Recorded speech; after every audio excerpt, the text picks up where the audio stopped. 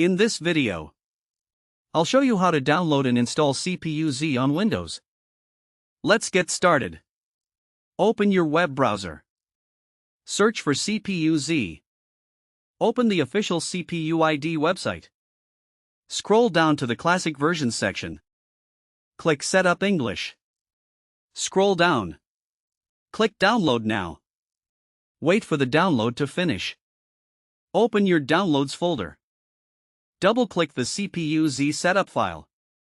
If prompted by User Account Control, click Yes. Accept the license agreement. Then click Next. Choose the installation location, or leave it as the default. Then click Next. Choose the Start menu folder, or leave it as the default. Then click Next. Choose whether you want to create a desktop shortcut. Then click Next. Click Install. Wait for the installation to finish. Click Finish. CPU-Z will open automatically. You can now use CPU-Z to view your CPU information, motherboard details, memory and RAM information, graphics card information, and other hardware details.